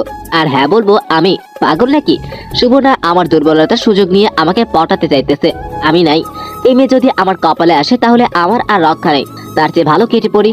সুবর্ণা আমার হাত ধরে কাঁদতে লাগলো। তার হাতের ছোঁয়া আমার শরীরে একটা শিহরণ খেলে গেল, মনে হচ্ছে আমি ঘামতেছি। সুবর্ণা আমার হাত শক্ত করে ধরলো, বলল, বল, তুই আমার পাশে থাকবি সব সময়? হুম আপু, আমি যাই। যাস না, আর একটু বস। ওকে। সুবর্ণা আমার হাতটা আরো শক্ত করে ধরলো, কিন্তু আমার হাতটা ছাড়িয়ে নিলাম। বললাম, আপু আমাকে যেতে হবে। বল, তুই নিলয়ের বিয়েতে যাবি না? ওকে, যাব না। আমার মনটা একটুও ভালো না, চল না আগামীকাল কোথাও ঘুরতে যাই। না, মোটেও না। কেন? আপনার সাথে কোথাও না কোথাও গেলে একটা না একটা সমস্যা হবেই। যা, তুই যেখানে বলবি সেখানেই যাব। আমি যেখানে বলবো সেখানে। হুম। তারপরেও আমি আপনার সাথে কোথাও যেতে পারবো না। কেন? যদি কিছু হয়ে যায়? আরে কিছু হবে না, আমি আছি না। কোথায় যাব? আমার যাওয়ার মতো কোনো জায়গা নেই। তাহলে আমার সাথে চল। কোথায়? যে কোনো জায়গায়, তুই শুধু আমার সাথে আসবি। ওকে, তাহলে আমি যাই। ওকে, যা। চুপচাপ ঘরে বসে শুয়ে থাক, ঘর থেকে বের হবি না। না, ঘর থেকে বের হতেই হবে। কেন? একটা সিগারেট খেতে হবে। এখন চল আমার সাথে। ওকে, চলেন। আমি আর সুবর্ণা বাড়ি থেকে বের হয়ে মোড়ের দোকান পর্যন্ত পাশাপাশি হেঁটে গেলাম। গিয়ে একটা সিগারেট নিলাম। ঘুরিয়ে রাস্তার এক আড়ালে গিয়ে আমি সিগারেট টানতেছি। সুবর্ণা আমার পাশে এসে দাঁড়ালো আর বলল, দে সিগারেট, আমি খাবো। না, আপনি না সিগারেট খাওয়া ছেড়ে দিয়েছেন? এখন মন চাচ্ছে। মন চাইলে খাওয়া লাগবে। দে। আমি সিগারেট দিলাম। সে 2টা টান দিয়ে আমাকে দিয়ে দিল। আমি সিগারেট শেষ করে বললাম, চলেন বাড়ি যাই। দাঁড়া। এই বলে সুবর্ণা আমার হাত ধরে টান দিয়ে একেবারে নিজের কাছে নিয়ে নিজের গোলাপি ঠোঁট 2টা আমার ঠোঁটে লাগিয়ে দিল। আর ছাড়তেছে না। 30 সেকেন্ড পর ছাড়লো। এমন পরিস্থিতিতে আমি কি করব কিছুই বুঝতে পারতেছি না। সুবর্ণা এটা কি করলো? আমি এটা মেনে নিতে পারছি না। আমি বললাম, এটা কি করলেন? পাগল নাকি? পাগল হতে যাবো কেন? তো এটা কি করলেন? যাতে তোর উপর কেউ অধিকার খাটাতে না আসে, সেজন্যই আমি সেই অধিকার নিয়ে নিলাম। বললেই হলো? আমার মাথা গরম হলে কি জানে কি বলে ফেলি, তার কোনো ঠিক ঠিকানা থাকে না। তো চুপ, একদম চুপ। লুচ্চামে, নিলয় ভাই আপনাকে খেয়ে ছেড়ে দিয়েছে। দেখেছি না ছাদের মধ্যে আপনাদের কীর্তিকলাপ। বয়স্ক বুড়ি মেয়ে এখন আসছে আমার উপর অধিকার খাটাতে। আপনাদের মতো বেহা মেয়েদের আমি 2 চোখে দেখতে পারি না। আমার দুর্বলতার সুযোগ দিয়ে আপনি এমন কাজ কি করে করতে পারলেন? যত সব ফালতু মেয়ে, আর জীবনেও আমার ধারে কাছে আসবেন না। কি, আমি লুচ্চা মেয়ে, বয়স্ক বুড়ি? নিলয় আমাকে খেয়ে দিছে। ছি ছি সাকিব, ছি। তোকে আমি ভালো ভাবছিলাম। আপনি তো সবাইকে ভালো ভাবেন, নিলয় ভাইকে ভালো ভাবছিলেন না? দেখছেন কিভাবে আপনাকে খেয়ে ছেড়ে দিয়েছে। আমার তো মনে হচ্ছে আপনার পেটে। ঠাস ঠাস করে 2টা চড় দিল আমার গালে। বলল, চুপ কুত্তা, চুপ। আর একটা কথা বললে তোকে আমি খুন করে ফেলবো। মারেন, আমাকে আরো মারেন। ঠিকই আছে, নিলয় ভাই আপনাকে ছেড়ে দিয়েছে। আপনার মতো মেয়েদের এমনই হওয়া উচিত। চুপ, কোনো কথা বলবি না। এই বলে সুবর্ণা জোরে জোরে চিৎকার করে কাঁদতে লাগলো। আমার যেন কি হয়ে গেছে, আমার মাথা ঠিক মতো কাজ করছে না। প্লিজ আপু, আমাকে ছেড়ে দেন, আমাকে আর জ্বালায়েন না। আমার এই মাসের মধ্যে আব্বাকে বলে বাসা ছেড়ে দেওয়ার চেষ্টা করতেছি। প্লিজ, আল্লাহর দোহাই লাগে, আমাকে আর জ্বালায়েন না। এই বলে আমি চলে আসলাম। আমার মাথায় রক্ত উঠে গেছে। কি কি জানি বলেছিলাম সেটাই এখন খেয়াল আসছে না। বাসায় এসে দরজা বন্ধ করে শুয়ে পড়লাম। সাকিব যাওয়ার পর সুবর্ণা সেখানে দাঁড়িয়ে রইল। সুবর্ণার মাথা ঠিক মতো কাজ করছে না। কি সব ভাষা বলছে সাকিব? সাকিব এত নোংরা কথা বলতে পারে? আমি আগে জানতাম না। এর বিচার সুবর্ণা করবেই। সুবর্ণা সেখানে দাঁড়িয়ে কাঁদতে লাগলো। চোখ মুছে বাড়ির দিকে হাঁটা ধরলো। বাসায় এসে সুবর্ণা কোনো কথা না বলে শুয়ে পড়লো। শুয়ে শুয়ে ভাবতে লাগলো, সাকিব এত নিচে নামতে পারে? নীলই তো আমাকে এত নোংরা কথা বলেনি। সাকিবকে এর শিক্ষা দিতেই হবে। আমি এমন কি করছি? শুধু একটা কিসই তো করলাম, আর কিস তো প্রত্যেক ছেলেরই পছন্দ করে। সকল ছেলেরাই তো চায় তার প্রিয়জনের কাছ থেকে। সাকিব হয়তো এসবের সাথে প্রথম, তাই মেনে নিতে পারেনি। আর আমারই সব ভুল, আমি বেশি তাড়াহুড়া করে ফেলেছি। কিন্তু সাকিব যে কথাগুলো বলল তা কখনো মেনে নেবার মতো না। তার জন্য সাকিবকে কখনো ক্ষমা করতে পারবো না। এর শিক্ষা সাকিবকে দিতেই হবে, কিন্তু কিভাবে? সুবর্ণা একটা বুদ্ধি বের করলো। সাকিবকে কোনো কিছু না জানিয়ে ডাইরেক্ট সাকিবকে বিয়ে করে ফেলা। তার জন্য সবার আগে সাকিবের বাবা মার পারমিশন নিতে হবে। সুবর্ণার টাকা পয়সার কোনো অভাব নেই, যত টাকা দাবি করে তত টাকা দিতে পারবে। জায়গা জমিন সব আছে সুবর্ণার, শুধু নেই একটা মনের মতো মানুষ, যাকে সে নিজের মতো করে রাখতে পারবে, নিজের রাগ অভিমান দুঃখ কষ্ট বলতে পারবে। এসব ভাবতে ভাবতে সুবর্ণা ঘুমিয়ে পড়ল। পরদিন নীলয় কুত্তার বিয়ে, এজন্য সেদিন সুবর্ণা বাসা থেকে বের হয়নি। 2 দিন পর সকালে খেয়াল করে দেখলো কখন সাকিব কলেজে যায়। সাকিব কলেজে যাওয়ার পর সুবর্ণা গেল তাদের ফ্ল্যাটে। সুবর্ণা সাকিবের বাসায় গিয়ে নক করলো। সাকিবের মা এসে দরজা খুললো। সুবর্ণা বলল, আন্টি কেমন আছেন? আরে সুবর্ণা, কেমন আছো তুমি? ভিতরে আসো। জি আন্টি, ভালো। আপনি? আলহামদুলিল্লাহ ভালো, ভিতরে আসো। সুবর্ণা ভিতরে গেল, দেখলো সাকিবের মা সবজি কাটতেছে। সুবর্ণা বলল, আন্টি দেন, আমি কাটি, আপনি বসেন। আরে তুমি কেন কাটতে যাবে? তুমি মেহমান, বসো। আন্টি মেহমান বলে লজ্জা দিয়েন না, আর আমি সকালে অবসর থাকি। তুমি না ব্যাংকে চাকরি করো? আজকে ভালো লাগছিল না, তাই ব্যাংক থেকে ছুটি নিয়েছি। কেন, কি হয়েছে? শরীর খারাপ? জি না আন্টি, মনটা ভালো না। বুঝেছি, নিলয়ের জন্য মন খারাপ হচ্ছে। আন্টি প্লিজ ওই কুত্তার নাম মুখে আনবেন না। ও আমার জীবনটা শেষ করে দিয়েছে। জীবনেও আমি তাকে ক্ষমা করব না। থাক না, ক্ষমা করে দাও। হয়তো তোমার জন্য নিলয়ের থেকে ভালো কেউ অপেক্ষা করছে। আন্টি তাই যেন হয়। তোমাকে কি কোনো ছেলে দেখতে আসছে? একসময় অনেক প্রস্তাব আসতো, কিন্তু নিলয়ের জন্য সবাইকে না করে দিয়েছি। এখন যেহেতু বয়স বেশি হয়ে গেছে, তাই কেউ আর দেখতে আসছে না, কারণ সবাই চাই কম বয়সে মেয়ে বিয়ে করতে। এখন তুমি কি করবা? এভাবেই সারা জীবন পড়ে থাকবা? না, আব্বু আমাকে 1 মাসের সময় দিয়েছে নিজের পছন্দের ছেলে খুঁজে বের করতে। না হলে 1 মাস পরে আব্বুর পছন্দের ছেলেকে আমাকে বিয়ে করতে হবে। আরে মন খারাপ করার কি আছে? দেখো, আল্লাহ তোমাকে উত্তম সঙ্গী দান করবেন। তাই যেন হয়। সবজি কেটে সাকিবের মাকে রান্নার কাজে হেল্প করলো সুবর্ণা। দুপুরের দিকে সুবর্ণা বাসায় চলে আসলো। পরদিন ব্যাংক থেকে এসে বিকেলের দিকে আবার সাকিবের বাসায় গেল সুবর্ণা। গিয়ে দরজায় নক করলো। দেখে সাকিব এসে দরজা খুললো। অনেকটা অবাক হয়ে সাকিব বলল, আপনি এখানে কেন আসছেন? কেন? আমি তোর কাছে আসছি? আমি আসছি তোর মায়ের কাছে। আমার মায়ের সাথে কি কাজ আমাকে বলেন। সেসব জেনে তোর কি লাভ? সর সামনে থেকে। আবার কি পেঁচ লাগাতে আসছেন? সরবি নাকি তোর মাকে ডাক দিব? মা অসুস্থ, কথা বলতে পারবে না, এখন চলে যান। সর বলতেছি। না। এই বলে সুবর্ণা সাকিবকে ধাক্কা দিয়ে ঘরে ঢুকে সাকিবের মুখের দিকে তাকিয়ে একটা ভেংসি মেরে সাকিবের মার কাছে চলে আসলো। সাকিব সেখানে ঠায় দাঁড়িয়ে রইল। সুবর্ণা সাকিবের মাকে ডাক দিল, আন্টি আপনার বলে শরীর ভালো না? সুবর্ণা, মা তুমি আসছো? গতকাল রাত থেকে শরীরটা ভালো যাচ্ছে না, কি হয়েছে? মনে হয় জ্বর আসছে। সুবর্ণা সাকিবের মার কপাল ধরে তাপমাত্রা চেক করে বলল, আপনার তো অনেক জ্বর, ওষুধ খেয়েছেন? না, সাকিবের আব্বা আসার সময় নিয়ে আসবে। আঙ্কেল কখন আসবে? রাতে। এতক্ষণ অপেক্ষা করবেন? দাঁড়ান, আমি সাকিবকে পাঠাচ্ছি ওষুধ আনতে। আন্টি এখন ওষুধ না খেলে জ্বর আরো বাড়বে। এই বলে সুবর্ণা সাকিবের রুমে আসলো। এসে সাকিবের রুমে টোকা দিল। ভিতর থেকে বলল, আসেন। দেখে সাকিব ট্রাউজার আর জার্সি পরে রেডি হচ্ছে। সুবর্ণাকে দেখে চুপচাপ দাঁড়িয়ে পড়লো। বলল, আপনি এখানে কেন? কোথায় যাওয়া হচ্ছে? ফুটবল খেলবো। কোথায়? ওই সামনে একটা মাঠ আছে না, ওইখানে আমার বন্ধু সামিদের সাথে। ওইখানের পোলাপাইন কিন্তু ভালো না। সেই চিন্তা আপনাকে করতে হবে না। আর আপনি আমাদের বাসায় কি করেন? আপনার মতলব তো ভালো লাগছে না। তোর মায়ের শরীরে অনেক জ্বর, আমি কয়টা ওষুধের নাম বলছি, ওই ওষুধগুলো কিনে দিয়ে যা। বলেন, নাম বলেন। সুবর্ণা ওষুধের নাম বলল। সাকিব সেগুলো নোট করলো মোবাইলে। সুবর্ণা বলল, আর আসার সময় একটা স্যুপ নিয়ে আসিস। মরিয়ম কোথায়? মনে হয় সাদে গিয়েছে খেলতে। ওকে যা, এই ওষুধগুলো নিয়ে আয়, এগুলো দিয়ে তারপর খেলতে যা। ওকে। এই বলে সাকিব চলে গেল। কিছুক্ষণ পর ওষুধ আর স্যুপ নিয়ে আসলো সাকিব। সাকিব বলল, আপনি এত ভালো হলেন কবে? আমার তো বিশ্বাসই হচ্ছে না। নিশ্চয়ই আপনার কোনো কুমতলব আছে। আমি তো সবসময় ভালোই ছিলাম, তুই শুধু আমাকে বুঝলি না। তুই না খেলতে যাবি?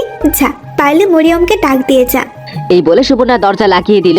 সুবর্ণা প্রথমে স্যুপটা রান্না করলো, রান্না করে সাকিবের মাকে খাইয়ে দিল, তারপর ওষুধ খাওয়ালো। সুবর্ণা বলল, আজ যদি আপনার ছেলের বউ থাকতো তাহলে আপনার এত কষ্ট করতে হতো না। তা তুমি ঠিক বলছো মা, কিন্তু এই বলদটারে কে বিয়ে করবে? পরীক্ষার রেজাল্ট ভালো না, না পাবে কোনো চাকরি। ওকে নিয়ে খুব টেনশনে আছি। ওকে কত বলি ভালো করে পড়াশোনা করতে, কিন্তু কে শুনে কার কথা? বিয়ে করলে সব ঠিক হয়ে যাবে। কিন্তু ওকে কে বিয়ে করবে? চাকরি নিয়ে টেনশন করতে হবে না, আমার ব্যাংকের কোনো এক পোস্টে ওকে ঢুকিয়ে দেব, সমস্যা নেই। ওকে মা, সেটা পরে দেখা যাবে। এখন শরীরটা কেমন লাগছে? আগের থেকে অনেক ভালো। আন্টি তাহলে আমি যাই। বসো, আর একটু পরে যাও। হুম। মা, তোমাদের ব্যাংক থেকে কি লোন নেওয়া যায়? লোন নিয়ে কি করবেন? তোমার আঙ্কেল একটা ফ্ল্যাট কেনার চিন্তা করছে। এইভাবে আর কত অন্যের বাসায় ভাড়া থাকবো, তাই একটা ফ্ল্যাট কেনার চিন্তা ভাবনা করছি। কিন্তু ফ্ল্যাট কিনতে যে টাকা লাগে তা এখন তোমার আঙ্কেলের কাছে নাই। 10 লক্ষ টাকার মতো শর্ট পড়ে। এখন তোমার আঙ্কেল ভাবতেছে ব্যাংক থেকে টাকা লোন নেবে। লোন দেওয়া যাবে, এই বিষয়ে আমি আঙ্কেলের সাথে কথা বলবো। ওকে, তুমি আঙ্কেলের সাথে কথা বলো, অনেক উপকার হবে। আপনি কোনো টেনশন করেন না, আমি আঙ্কেলের সাথে কথা বলতেছি। ওকে, যাও। যাওয়ার সময় মরিয়মকে ডাক দিয়ে যেও। ওকে। সুবর্ণা ঘর থেকে বেরোতে যাবে, এমন সময় আবার সাকিবের সাথে দেখা। সাকিবকে দেখে সুবর্ণা ভেঙচি মেরে বলল, আমাকে ওই দিন নোংরা ভাষায় গালাগালি করছিলে না, সেই বিচার তোরে করতেছি, কিছুদিন অপেক্ষা কর। কি গালিগালাজ করছি? যেটা সত্যি সেটাই তো বললাম। আবার এর শাস্তি আমি তোকে নিজ হাতে দিব। দেখবো না, প্লিজ আমাদের বাসায় আইসেন না। আসবো না কেন, 100 বার আসবো। জানতো এখান থেকে। তোর মা বলছে মরিয়মকে ডাক দিতে। এই বলে মুখ ভেঙচি মেরে চলে আসলো সুবর্ণা। সুবর্ণা বাসায় এসে ভাবলো কাজ অর্ধেক হয়ে গেছে, এখন শুধু প্রস্তাব দেওয়া। আগে নিজে দিবে, পরে আব্বুকে দিয়ে দেওয়াবে। আমি সুবর্ণার আচরণে কিছুই বুঝতে পারছি না। ভাবছিলাম ওই দিন যে অপমান করলাম তারপর থেকে আর আমাদের বাসার ত্রিসীমানায় দেখবার না। এমন দেখছি সে সারাক্ষণ আমাদের বাসায় থাকে।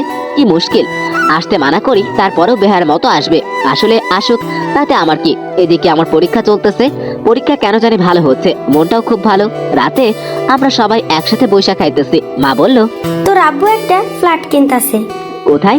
ওই যে সামনে দেখছিস না একটা নতুন বাড়ি হচ্ছে, ওইটাতে। বাড়ি বানানো প্রায় কমপ্লিট, আর বোধহয় 2-3 মাসের মতো লাগবে। কিন্তু টাকা? টাকা কিছু শর্ট পড়েছে, সে টাকা ব্যাংক থেকে লোন নেবে। পাশের বাড়ির সুবর্ণার সাথে কথা বলছি, ও বলছে তাদের ব্যাংক থেকে দেয়া যাবে। লোন নেওয়ার কি দরকার? দেশের বাড়ি থেকে জায়গা বিক্রি করলেই তো হয়। ওই একই, দেখা যাক। আগে সুবর্ণার সাথে কথা বলি, দেখি কি বলে। ভালো হলে নিব, না হলে অন্য ব্যবস্থা করতে হবে। আমি ভাবলাম ভালোই হবে, নিজেদের একটা পার্মানেন্ট বাসা থাকবে। কিছুদিন পর পর বাসা চেঞ্জ করা ভালো লাগে না। আমি খেয়ে দিয়ে রুমে এসে পড়তে বসলাম। পরীক্ষা খুব ভালো করতে হবে। পরদিন পরীক্ষা দিয়ে আসার সময় নিলয় ভাইয়ের সাথে দেখা। নিলয় ভাই বলল, সাকিব, কি খবর, কেমন আছো? জি ভাই ভালো। ইদানিং দেখতাছি সুবর্ণা তোমাদের বাসায় খুব আসা যাওয়া করতেছে, কারণটা তুমি জানো? না ভাই, মার সাথে দেখা করে ব্যাংক সম্পর্কে কিছু না কথা, এগুলো তেমন কিছু জানি না। ওরে বেশি আশ্রয় দিও না, তোমার জীবন শেষ করে ফেলবে। কিন্তু ভাই আমি শুনলাম আপনার সাথে তার বিয়ে হওয়ার কথা, কিন্তু বিয়ে দেখি হলো না। আরে ওই মেয়েটাকে কে বিয়ে করতে যাবে? সে আমার জীবনটা শেষ করে দিয়েছে। সে এত পরিমাণ জ্বালাইছে আমারে, তা বলে শেষ করা যাবে না। আমি ভাবছিলাম বিয়ের পর জানি আমার কি করবে, সেই ভাই আমি তাকে বিয়েই করি নাই। কিন্তু ভাই আমরা তো শুনলাম বয়স বেশি হওয়ার কারণে আপনি তাকে বিয়ে করেননি। সেটাও একটা কারণ আছে, কিন্তু সে আমাকে খুব প্যারা দিত। কিন্তু তার কাছে আপনি সারা জীবন ঘৃণার পাত্র হয়ে থাকবেন। আরে ছোট ভাই, জীবনে এরকম কিছু সমস্যা আসবেই, সেটা কোনো প্রবলেম না। তোমাকে আমি একটা সাজেশন দেই, তাকে সবসময় এড়িয়ে চলবা, না হলে তোমার জীবন শেষ করে দিবে। ওকে ভাই। আমি বাসায় আসলাম, এসে দেখি সুবর্ণা আম্মুর সাথে জমিয়ে আড্ডা দিচ্ছে। আমি আমার রুমে চলে আসলাম। নিলয় ভাইয়ের কথা শুনে মনে পড়ছে সুবর্ণা খুব প্যারা দেয়। সেটা ঠিক, কিন্তু বয়স কোনো ফ্যাক্টর না। আমি বুঝতে পারছি না সুবর্ণা চাচ্ছেটা কি। সারাক্ষণ মায়ের সাথে থাকে, দূর, সেসব দেখে লাভ নাই। আমি আমার মতো থাকি। পরীক্ষা শেষ হলো, পরীক্ষা সবগুলো ভালো হলো, মনটাই অন্যরকম লাগছে। কলেজ থেকে বন্ধ দিয়েছে, এখন ভাবছি কিছুদিন শান্তি মতো রেস্ট করতে পারবো আর ঘুরতে পারবো। পরীক্ষা যেদিন শেষ করলাম পরদিন আব্বা এসে বলল, কি রে, তোর তো পরীক্ষা শেষ, যা তো গ্রামের বাড়ি থেকে ঘুরে আয়। কেন, সেখানে কোনো কাজ আছে? জমিগুলো দেখে আসবি। মোট কতটুকু জমি আছে সেগুলো মাপতে হবে আর হিসেব করতে হবে। কত লক্ষ টাকার জমি আছে, ফ্ল্যাটের জন্য টাকা বের করতে হবে। তাই চিন্তা করলাম জমিটুকু বিক্রি করে ফেলি। কখন যাব? এখন চলে যা, আজকে সারা রাত থাইকা পরের দিন সন্ধ্যায় সেখান থেকে রওনা দিস। ওকে। আমি রেডি হয়ে গ্রামের বাড়ির উদ্দেশ্যে রওনা দিলাম। সুবর্ণা পরদিন ঠিক করলো সাকিবের মাকে বলবে। যথারীতি দুপুরের পর সুবর্ণা সাকিবের বাসায় এসে হাজির। সাকিবের মা সুবর্ণাকে দেখে অনেক খুশি হলো। সুবর্ণা বলল, এই নিন আন্টি। সুবর্ণা আসার সময় শুটকির ভর্তা নিয়ে আসছিল। সাকিবের মা দেখে খুব খুশি হলো। সুবর্ণা বলল, আন্টি একটা কথা বলার ছিল, কিন্তু সাহস হচ্ছিল না। সাহসের কি আছে? তুমি তো আমার মেয়ের মতোই, বলো কি বলবা? কি করে যে বলি। আরে বলো তো, লজ্জার কি আছে? আন্টি, সাকিবকে আমি বিয়ে করতে চাই। আন্টি সুবর্ণার এমন কথায় স্তব্ধ হয়ে গেল। কিছুক্ষণ সুবর্ণার মুখের দিকে তাকিয়ে থাকে। সুবর্ণা বোকা মেয়ের মতো মাথা নিচু করে বসে রইল। সাকিবের মা বলল, কিন্তু মা, সাকিবের তো বিয়ের বয়স হয় নাই। আন্টি, ওর বয়স কত? 22 হবে হয়তো। আন্টি, বিয়ে করার একদম পারফেক্ট সময়। কিন্তু মা, সে এখনো পড়াশোনা করে, তোমাকে খাওয়াবে কি? আর কবে না কবে চাকরি পাই তার কোনো ঠিক ঠিকানা আছে? আন্টি, আমি চাকরি করি, সেসব টেনশন আপনাকে করতে হবে না। কিন্তু মা, আসল কথা হলো সে তোমাকে পছন্দ করে কিনা। সে যদি তোমাকে পছন্দ করে তাহলে আমাদের বিয়ে দিতে প্রবলেম নাই। আন্টি, তার পছন্দ দিয়ে আমার কোনো যায় আসে না। পছন্দ হলো আপনাদের হাতে। আপনি আর আঙ্কেল যদি হ্যাঁ বলে দেন তাহলে সে কখনো না করতে পারবে না। তারপরেও তার পছন্দ দেখা উচিত না? সুবর্ণা কেঁদে কেঁদে বলতে লাগলো, আন্টি, প্লিজ না করেন না। আপু কোনো ছেলের কাছে আমাকে বিয়ে দিয়ে দেবে, তার কোনো ঠিক ঠিকানা নাই। এমন হতে পারে আমার সারা জীবন কুমারী হয়ে থাকতে হবে। প্লিজ আন্টি, না করেন না। সুবর্ণার চোখের পানি দেখে সাকিবের মা এসে সুবর্ণাকে জড়িয়ে ধরলো। সুবর্ণা সাকিবের মাকে জড়িয়ে ধরে আরো জোরে জোরে কাঁদতে লাগলো। সাকিবের মা বলল, কেঁদো না মা, কেঁদো না। এর জন্য কাঁদতে হবে? আমি তোমার আঙ্কেলের সাথে কথা বলবো। সুবর্ণা চোখের পানি মুছে বলল, প্লিজ আন্টি, না করেন না। আপনি তো আমার মায়ের মতো। আপনি কি আপনার মেয়ের এমন কষ্ট সহ্য করতে পারতেন? সুবর্ণা, আমি তো বলছি তোমার আঙ্কেলের সাথে কথা বলবো, আর সাকিবকে জিজ্ঞেস করি তার কি মত। প্লিজ আন্টি, সাকিবকে এই সম্পর্কে কিছু বলবেন না। কেন? আমি তাকে সারপ্রাইজ দিতে চাই। আমি এটা করতে পারবো না। সে তোমাকে বিয়ে করবে, তার মত অবশ্যই থাকতে হবে। না আন্টি, তাকে প্লিজ বলবেন না। আপনি আর আঙ্কেল রাজি থাকলেই হবে। ওকে, তোমার আঙ্কেলকে জিজ্ঞাসা করে দেখি। আন্টি প্লিজ, না করেন না। আন্টি, আপনার পায়ে পড়ি। আরে কি করছো? ওকে, তুমি আগামীকাল তোমার বাবা আর মাকে নিয়ে আমাদের বাসায় এসো। ওকে, তাহলে আন্টি আমি এখন যাই। ওকে। সুবর্ণার খুশিতে আত্মহারা। সাকিবের মাকে ম্যানেজ করে ফেলেছে। এখন শুধু সাকিবের বাবার হ্যাঁ বললেই হলো। সাকিব, তুই রেডি থাক, তোর খবর আছে। এই সবগুলোর বিচার করব বাসর রাতে। পরদিন যখন দেখছে সাকিব বাসা থেকে বের হয়েছে, তখনই সুবর্ণা তার মাকে আর আব্বুকে নিয়ে সাকিবের বাসায় হাজির। সুবর্ণার আব্বুকে সুবর্ণা আগে থেকেই সবকিছু বলে রেখেছিল। ভিতরে ঢুকে সালাম দিল সুবর্ণা। আঙ্কেল, কেমন আছেন? জি ভালো। আঙ্কেল, আমার আব্বা আর আম্মু। আসেন, ভিতরে আসেন। সুবর্ণা তার আব্বু আর আম্মুকে নিয়ে ভিতরে ঢুকলো। সাকিবের মা সবাইকে হালকা নাস্তা দিল। সুবর্ণার আব্বা বলল, আমার মেয়েটা আপনার ছেলেকে বিয়ে করতে চায়, আপনার কি মত? সাকিবের মা আমাকে রাতে এই বিষয়ে বলেছে। এখানে আমার কি বলার আছে? বিয়ে করবে ওরা দুজন, ভবিষ্যতে সংসার করবে ওরা। এখানে আমি কি বলবো? সাকিব যদি সুবর্ণাকে পছন্দ করে তাহলে আমার কোনো সমস্যা নেই। কিন্তু সুবর্ণা চাচ্ছে সাকিবকে না বলে বিষয়টা শেষ করতে। না, আমি সাকিবের মত না নিয়ে কোনো কিছু সিদ্ধান্ত নিতে পারবো না। পরে কোনো সমস্যা হলে সাকিব দোষ দিবে আমাদের। আরে থাক না, সমস্যা হবে কেন? সুবর্ণা মা তো খুব ভালো একটা মেয়ে। ভালো মেয়ে সেটা জানি, এই সমাজে তার মতো ভালো মেয়ে পাওয়া মুশকিল। কিন্তু সাকিবের তো একটা মত প্রকাশের স্বাধীনতা আছে, তাকে অবশ্যই বলতে হবে। আপনি বললে সাকিব কখনো না করতে পারবে না। জানি না করতে পারবে না, তাকে তো জিজ্ঞেস করতে হবে। সুবর্ণা দেখতেছে সাকিবের আব্বা রাজি হচ্ছে না। সুবর্ণা সাকিবের আব্বার পায়ে ধরে কেঁদে কেঁদে বলতে লাগলো, আঙ্কেল প্লিজ এমন করেন না। আমার মতো অভাগা মেয়েকে আপনি ফিরিয়ে দিয়েন না প্লিজ আঙ্কেল। আমি সবসময় তার বাধ্য হয়ে থাকবো, তাকে কখনো কষ্ট দিব না। সে যা বলবে তাই করব। প্লিজ আঙ্কেল, আমাকে ফিরিয়ে দিয়েন না। সাকিবের আব্বা সাকিবের মার মুখের দিকে তাকালো। তারপর সাকিবের আব্বা বলল, মা প্লিজ কেঁদো না, উঠো। আমি কথা দিলাম তোমার সাথে সাকিবের বিয়ে দেব, তুমি যেভাবে বলবে সেভাবে। সাকিবের মা এসে সুবর্ণাকে উঠিয়ে নিয়ে গেল। সুবর্ণার আব্বা বলল, আলহামদুলিল্লাহ, এমন একটা মহৎ সিদ্ধান্ত নেওয়ার জন্য আল্লাহ আপনাকে আর আপনার ওয়াইফকে নেক হায়াত দান করুক। সবাই বলে উঠলো আমিন। সুবর্ণার আব্বা বলল, তো বিয়াই, আমি চাচ্ছি যত তাড়াতাড়ি কাজটা সম্পূর্ণ হয়ে যাক। সেটাই হোক। আমার মাথায় একটা আইডিয়া আসছে, সেটা হলো আমি শুনলাম সাকিবের এখন পরীক্ষা চলছে। পরীক্ষা শেষ হলেই তাকে একদিনের জন্য দেশের বাড়ি পাঠিয়ে দিন। এই দিনের ভিতর আমরা কাজ সেরে ফেলতে চাই। ওকে, তাই হোক। সুবর্ণার আব্বা পকেট থেকে একটা খাম বের করে সাকিবের আব্বার দিকে এগিয়ে দিয়ে বলল, বেয়ান, আমার মেয়ের থেকে শুনলাম আপনি একটা ফ্ল্যাট কিনতেছেন, প্লিজ এটা গ্রহণ করুন। সাকিবের আব্বা কৌতূহল বশত খামটা হাতে নিয়ে খুলে দেখলো 10 লক্ষ টাকার একটা চেক। অবাক হয়ে প্রশ্ন করলো, বেআইন, এটা আমি গ্রহণ করতে পারবো না। কারণ তাহলে আপনি আমাদের টাকা দিচ্ছেন আর আপনার মেয়েকে দেন নাই। বিয়ান, সেরকম কিছু না, আমাদের পক্ষ থেকে একটা হাদিয়া, আর আপনি তো জানেন হাদিয়া ফিরিয়ে দিতে নেই। তারপরেও এটা আমি গ্রহণ করতে পারবো না। এমনিতেই আপনার মেয়ে আমাদের জন্য অনেক বড় কিছু। প্লিজ, এটা আমি গ্রহণ করতে পারবো না। দয়া করে এটা গ্রহণ করুন। সাকিবের আব্বা কি যেন ভাবলো, তারপর বলল, সুবর্ণা মা, তুমি এটা রাখো, পরে তুমি এটা সাকিবকে দিও, দেখো সাকিব গ্রহণ করে কিনা। জি আঙ্কেল। তাহলে বেয়াই, আমি উঠি, আমার একটু বের হতে হবে। আপনারা সবাই লাঞ্চ করে যাবেন। আমার একটু বের হতে হবে। সুবর্ণা সাকিবের মায়ের আর বাবার পায়ে ধরে সালাম করলো। সুবর্ণা খুশি ধরে রাখতে পারলো না। মরিয়ম যখন শুনেছে আমার সাথে সাকিবের বিয়ে হবে, মরিয়ম খুশিতে শেষ। বিয়ে হওয়ার আগেই ভাবি ডাকা শুরু করছে। যথারীতি সেদিন সাকিবের পরীক্ষা শেষ হলো। পরদিন সাকিবকে যখন দেশের বাড়ি পাঠিয়ে দিয়েছে, সেদিন সাকিবের বাড়ি সাজানো হয়েছে। পরদিন সাকিব আসবে, কথা হয়েছে সাকিবের আসতে আসতে সন্ধ্যা হবে। সন্ধ্যার সময় কাজী ডাকলো। সুবর্ণা নির্দ্বিধায় কবুল বলে দিল। আর কবুল বলবেই না কেন?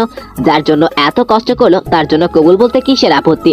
সুবর্ণা সাকিবের ঘরে মাথায় ঘোমটা দিয়ে বসে রইল সাকিবের অপেক্ষায়। আমি ভাবি এসব কাজ কেন আমাকে দেয়। যেদিন গিয়েছিলাম পরের দিন জমিটুকু মাপলাম অনেক কষ্টে। মেপে হিসেব করে বিকেলের দিকে ঢাকার উদ্দেশ্যে রওনা দিলাম। বাড়ি থেকে ফোন করলো, আমি বলে দিলাম আসতে সন্ধ্যা হবে। আমি ঘন্টা 2 জার্নি করে ঢাকায় পৌঁছালাম।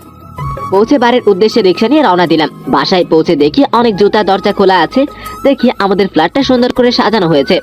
আমি ভাবলাম আজকে আবার কিসের অনুষ্ঠান, তাহলে কার বাজে? খেয়াল করে দেখলাম আমার বাজে না, মরিয়মের বাজে না। তাহলে কিসের অনুষ্ঠান? চেয়ে দেখি স্বামী আর তার গার্লফ্রেন্ডও আছে। স্বামী আমার কাছে আসলে বলল, দোস্ত যা, গিয়ে গোসল করে নতুন কাপড় পর, রেডি হ। মানে কি? কি হয়েছে? কিসের অনুষ্ঠান? তোর বিয়ে আজকে। আমি স্যামের কথা শুনে অবাক। কি? আমার বিয়ে? মজা করস তুই? তোর কি এসব দেখে মজা মনে হচ্ছে? যা দোস্ত, গোসল করে রেডি হ। আমার বিয়ে? আমি বিশ্বাস করতে পারতেছি না। আর কার সাথে? বাসর ঘরে ঢুকে দেখতে পারবি। দেখি মা আসছে। মা বলল, এত দেরি করে আসলি কেন? যা গোসল করে রেডি হ। মা কিসের অনুষ্ঠান? আমি বললো আমার নাকি বিয়ে। এটা কি সত্যি? সত্যি। কার সাথে? আমি বিয়ে করব না। তোরে কি বলছি বিয়ে করতে? তোরে বলছে গোসল করে রেডি হতে। এই বলে মা চলে গেল। আমি বলল, দেখলি, যা এখন গোসল করে রেডি হ। এই বলে স্বামী একটা লুঙ্গি দিয়ে ধাক্কা দিয়ে বাথরুমে ঢুকিয়ে দিল। আমি বাধ্য হয়ে বাথরুমে ঢুকলাম। কি হচ্ছে কিছুই বুঝতে পারছি না। আমি বিয়ে করব না, তাই ভাবলাম আজকে সারা রাত বাথরুমে কাটিয়ে দিব। কিছুক্ষণ পর স্বামী ডাকাডাকি শুরু করলো। মাও ডাকাডাকি শুরু করলো। আমি বললাম, মা বিয়ে করব না। আর কার সাথে বিয়ে হচ্ছে সেটা বলো আগে। তুই বিয়ে করবি না, তোর ঘাড়ে করবে। তোরা 5 মিনিট টাইম দিছি। 5 মিনিটের ভিতরে তুই বাথরুম থেকে বের না হলে কিন্তু দরজা ভেঙে তোরে বের করব। কি করব বুঝতে পারছি না। আমি গোসল করে বাথরুম থেকে বের হলাম। স্বামী আমাকে নতুন কাপড় দিল পরার জন্য, একেবারে জামাইয়ের পোশাক। আমি বাধ্য হয়ে জামাইয়ের পোশাক পরে ঘর থেকে বের হলাম। দেখি আব্বা ও আসছে। আমার সাথে কোনো কাজ করছে না। কি হচ্ছে আমার সাথে? কার সাথে আমার বিয়ে হচ্ছে? সুবর্ণার সাথে? না না, এ হতে পারে না। সুবর্ণার সাথে বিয়ে হওয়ার থেকে সারা জীবন বিয়ে না করে থাকা ভালো। স্বামী আমাকে কাজের সামনে বসালো। কাজের দোয়া পড়লো, বললো কবুল বলতে। আমি কবুল বলবো না, ঠিক করে রাখলাম। যত কিছুই হোক আমি কবুল বলবো না। মা আমাকে জোর করতে লাগলো কবুল বলতে। আমি কোনো কথাই কান দিচ্ছি না। অবশেষে আব্বা বললো কবুল বলতে। আমি মায়ের মুখের দিকে তাকালাম, দেখি মা বলছে কবুল বলতে। আব্বার মুখের দিকে তাকালাম, দেখি আব্বা বলতেছে কবুল বলতে। মনে মনে ভাবলাম, আব্বা আর আম্মা যেহেতু বলতেছে কবুল বলতে, তাহলে সমস্যা কি? আর আব্বা মা তো আমার জন্য কখনো খারাপ মেয়ের সাথে বিয়ে দিবে না। আব্বা আর মুখের দিকে তাকিয়ে আমি কবুল বলে দিলাম। সবাই একযোগে বলে উঠলো আমিন। আমি কাগজে সিগনেচার করলাম, আমাকে সবাই মিষ্টি খাওয়ালো। এদিক সেদিক ঘুরে আমি আমার ঘর মানে বাসর ঘরে ঢুকলাম। দেখি খুব সুন্দর করে বাসর ঘর সাজানো হয়েছে। দেখি খাটের মাঝখানে একটা মেয়ে বসে আছে, মাথায় ঘোমটা দিয়ে। আমি পায়ে হেঁটে খাটের এক কোণায় বসলাম।